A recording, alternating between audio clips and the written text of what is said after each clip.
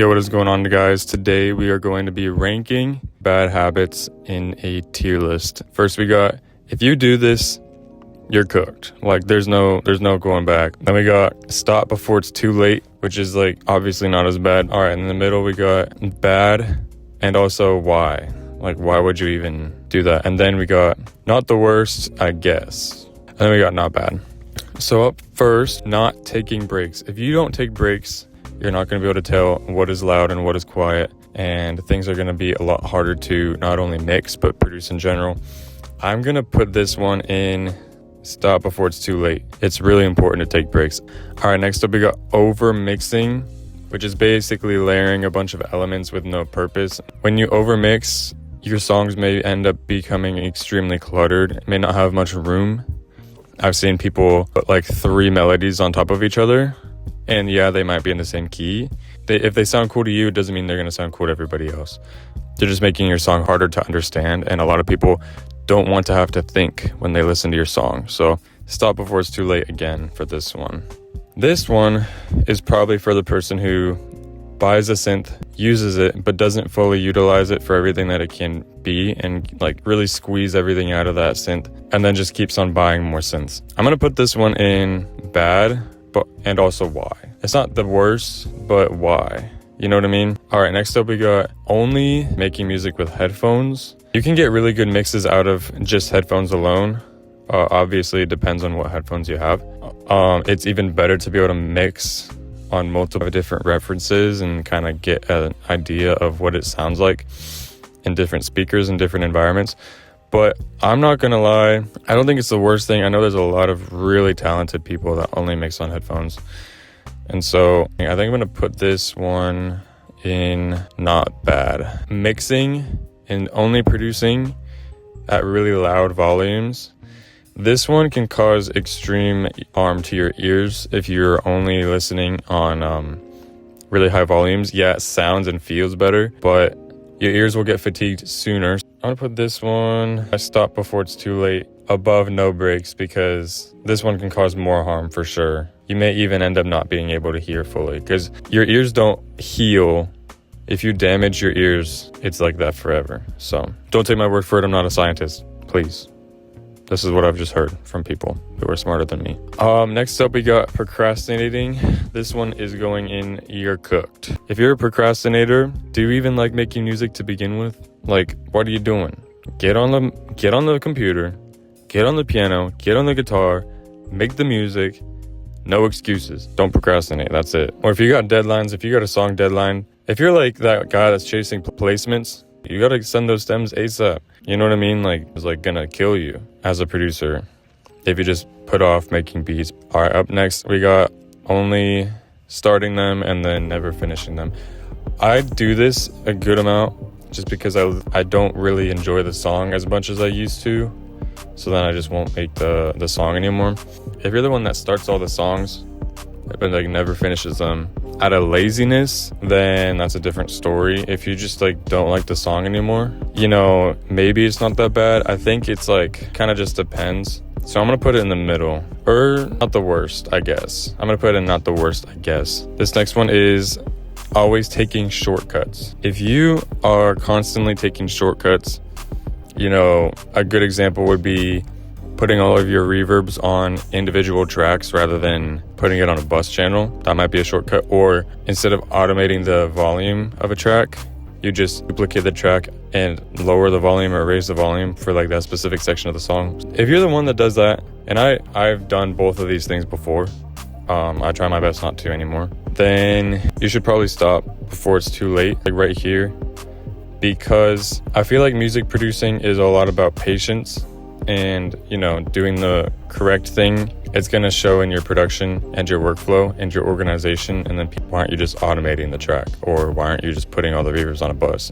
Because when you got 5 reverbs, they're stacking on each other, it's just going to sound terrible, super muddy, and all that stuff. Alrighty. Next one is overthinking. Sometimes I feel like if I listen to a lot of music and I have a song stuck in my head and then I go and try to make music, I will basically just recreate the song that I have stuck in my head. Or maybe overthinking could be not thinking your music's as good as what you listen to, It's like, oh, you're comparing yourself to a bunch of other people. I think it's normal. It's not the worst. The reason is because everybody experiences it. So it's not like, can stop this, but there's ways to avoid it, which are, if you're really like in a beat block or something, then just don't listen to other people's music. Just only listen to your music, because then you're the only person that you compare to, and be like, oh, well, I could do this better, blah, blah, blah. And then you kind of go from there, rather than comparing yourself to industry people or songs that have 30 people on the song making this. Like, you can never compare 30 professionals to one, average dude, or even one professional. Like, it's just not fair. So I feel like that's not the worst, but there are ways to avoid it. The next one is only putting a sound clipper on the master.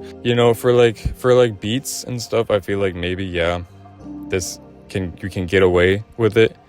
It really just depends on the mix and how good your mix is and stuff like that. This one I think I'm just gonna put in not the worst.